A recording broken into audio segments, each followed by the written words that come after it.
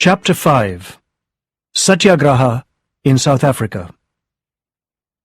In 1896, Gandhi decided to return home to India for 6 months. While he was there, he spent a lot of time writing and talking at meetings about the way Indians were treated in South Africa. When he arrived back in Natal, bringing his family with him, another boat from India arrived by chance at the same time. There were 800 free Indians on the two boats. South African whites, who had read in newspapers about Gandhi's meetings in India, were furious. They believed that Gandhi was trying to fill Natal and the Transvaal with Indian people. When Gandhi got off the boat, white people threw stones and eggs at him. Men kicked him and hit him.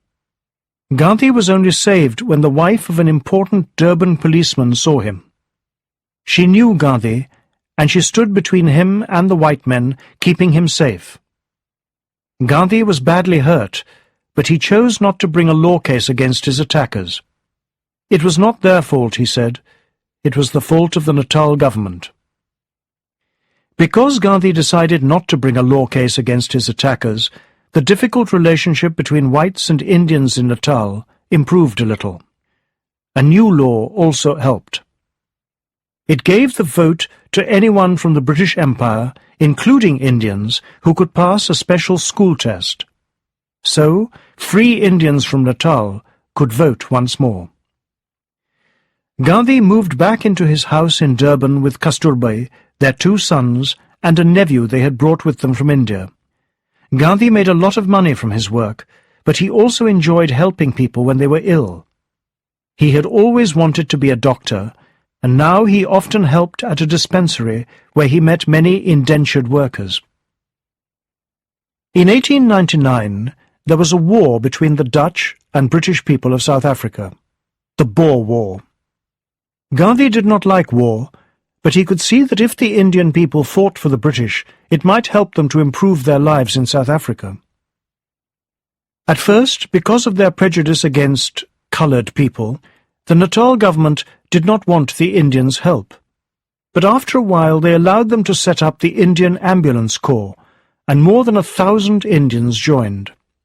Gandhi and his men worked very hard, taking soldiers to hospital and often walking up to 40 kilometres a day. They were a great help to the British, and Gandhi and many others were given medals for their brave work.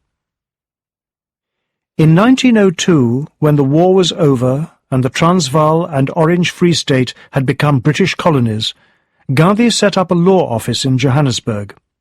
Here, Gandhi began to live in a very simple way.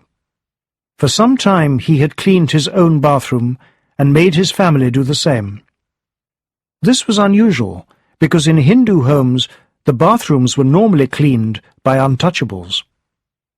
Now Gandhi began to cut his own hair, wash his own clothes, and eat a diet of fruit and nuts. In 1903, Gandhi read a book by the poet, artist, and social thinker John Ruskin, which changed his life. Ruskin said that people should try and find happiness from simple things in life, not from money. He also believed that rich people should take fewer things for themselves, so that there was enough for the poor. After Gandhi had read Ruskin's book, he decided that he and his family would live on a farm. He bought a farm in Phoenix near Durban and built some simple houses there. From 1904 to 1906, Gandhi and his family, he now had 2 more sons, Ramdas and Devdas, lived for part of the time in Johannesburg near his law office, and for part of the time in Phoenix. There were always friends staying with the Gandhi family in Johannesburg. Gandhi liked everyone in the house to do as many things for themselves as they could. Gandhi also began to fast a lot, like his mother. He believed that his body should have only what it needed, and not what it wanted. By 1906, Indian people in South Africa thought of Gandhi as their leader. That year, the government of the Transvaal decided to introduce a new law to make all Indian people carry a pass, a paper that showed that an Indian person was allowed to stay in the Transvaal. Under the new law, Anyone who did not have a pass had to pay a fine, go to prison, or leave the Transvaal. The Indians were furious, and on the 11th of September 1906, Gandhi called a meeting in a theatre in Johannesburg. Nearly 3,000 people came to the meeting. Gandhi told the people at the meeting that he would prefer to die than carry a pass. He promised before God that he would not obey the new law. As Hindus and Muslims, Gandhi said, Indians could not break a promise to God. So they should only make the promise if they were sure they were strong enough to keep it. And if just a few of them were strong enough, Gandhi went on, he was sure that they would win their fight. When they heard this, every person in the theatre stood up and promised before God that they would not obey the new law. This was something very different, and Gandhi decided that he needed a name for the idea of fighting peacefully against something by not obeying. He called it Satyagraha, meaning truth force or love force. His followers, or Satyagrahi, had to be strong inside themselves, Gandhi said. They had to get what they wanted by being honest. In July 1907, the Transvaal government's new law called the Black Act by Indians was introduced. Some Indians went to get their passes, but most did not, and in January 1908, Gandhi and other Indians who did not have passes were sent to prison.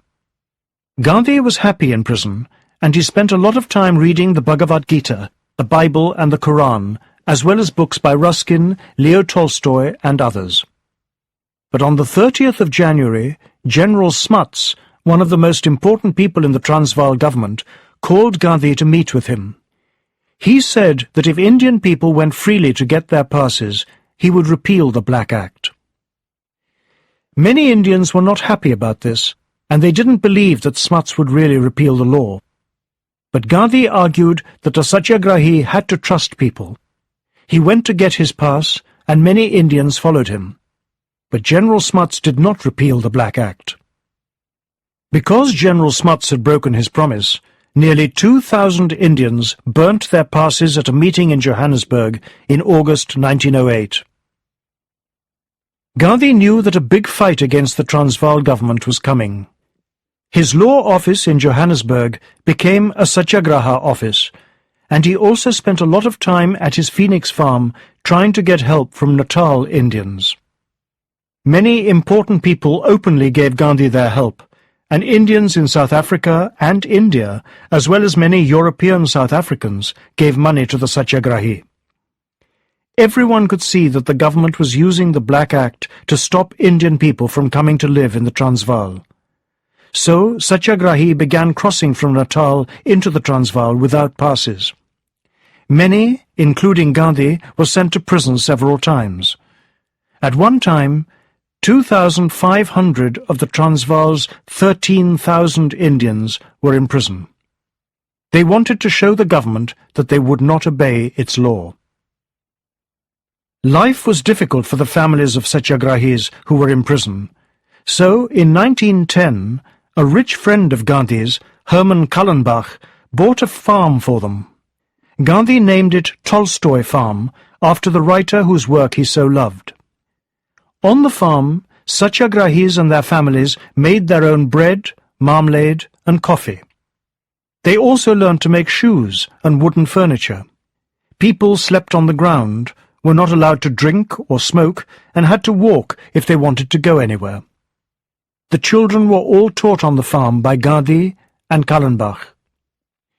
In 1911, Gandhi met with General Smuts. Smuts was now one of the leaders of the new Union of South Africa, which in 1910 had brought all 4 colonies of South Africa together into one dominion. Smuts promised that he would make changes for the Indian people in South Africa, and so Gandhi agreed the Satyagraha would stop. In October 1912, Gopal Krishna Gokhale, an important person in Indian politics, came to visit South Africa. He travelled around the country and met with General Smuts and the Prime Minister, General Botha, who promised Gokhale that he would allow Indian immigration. They also said that they would no longer tax indentured workers who wanted to stay in South Africa. But Smuts and Botha did not remove the tax on indentured workers, and this made Indians angry. In March 1913, Indians became even angrier when the law court in Cape Colony said that Christian marriages were the only legal marriages in South Africa. Satyagraha started again, and this time many women joined too. 5,000 miners went on strike in Newcastle, Natal, and Gandhi told them to march to the Transvaal. Gandhi was sent to prison, and the miners were taken by train back to their mines, but Satyagraha kept growing and growing. About 50,000 indentured workers went on strike. Many people sent money for the Satyagrahis, and in India and Britain there was great anger against the South African government. When Gandhi got out of prison, he planned another march for January 1914. But when white workers from the South African railways went on strike, Gandhi said that he would cancel the Satyagrahis' march. He did not want to use Satyagraha to break the government, he explained. He just wanted the government to give Indians back everything they had lost. Because Gandhi had cancelled the Satyagrahis' march, it became easier for Gandhi and Smuts to talk. They began to meet, and in July 1914, a new law was introduced. The new law said that Hindu, Muslim and Parsi marriages were legal. It did not allow Indians to move from one part of South Africa to another, but it removed the tax on indentured workers. The Indian people had not won everything they wanted, but most people were pleased with the law. Importantly for Gandhi, he had shown that Satyagraha was a powerful force which could help to change things in other parts of the world too. On the 18th of July 1914, Gandhi began his long journey home to India via England with Kasturba and his family. He had come to South Africa for 1 year and had stayed for over 20. His Satyagraha campaign had helped to win back for the Indian people many of the rights that had been taken from them.